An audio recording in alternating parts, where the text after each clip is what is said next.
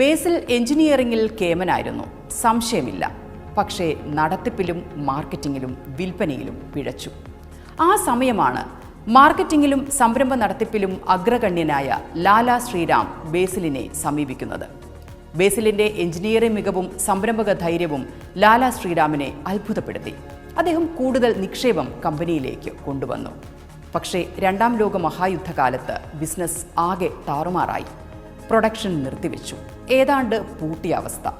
ബുദ്ധിമാനായ ബിസിനസ്സുകാരനായ ലാലാ ശ്രീറാം യുദ്ധകാലത്തേക്ക് വേണ്ട പ്രൊഡക്റ്റുകൾ നിർമ്മിക്കാൻ നിർദ്ദേശിച്ചു. ബിഷൻദാസ് ബേസിൽ എന്ന പ്രഗത്ഭനായ എഞ്ചിനീയറാണല്ലോ മുന്നിൽ. തയ്യൽ മെഷീൻ തൽക്കാലം തട്ടിൻ പുറത്ത് വെച്ചു. സൈന്യത്തിനും സൈനിക വാഹനങ്ങൾക്കും വേണ്ട ഉപകരണങ്ങൾ നിർമ്മിച്ചു.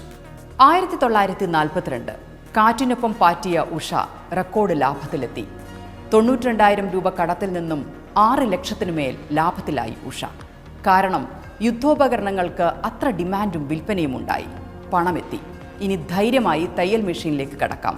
സമയം അനുകൂലം. യുദ്ധമുണ്ടാക്കിയ പട്ടിണിയും പ്രാരാബ്ധവും പരക്കെ പിടിമുറുക്കുന്നു. സ്ത്രീകൾക്ക് കൂടി വരുമാനം കണ്ടെത്താനുള്ള സാഹചര്യമുണ്ടാകണം. തയ്യൽ മെഷീൻ അല്ലാതെ വേറെന്ത് ബിസിനസ്സാണ് ഇപ്പോൾ ചെയ്യുക? കൂടുതൽ തൊഴിലാളികളെ എത്തിച്ചു. തയ്യൽ മെഷീനുകളുടെ നിർമ്മാണം തുടങ്ങി. 1946 ഉഷ ഒരു മാസം 1000 തയ്യൽ മെഷീനുകൾ നിർമ്മിച്ച് വിൽക്കുന്ന സാഹചര്യമായി. പിന്നീട് തിരിഞ്ഞു നോക്കിയിട്ടില്ല.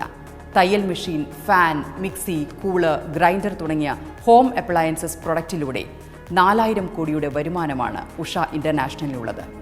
ആകെ വരുമാനത്തിന്റെ 21% തയ്യൽ മെഷീൻ വിൽപ്പനയിലൂടെ മാത്രം ഉഷ നേടുന്നു.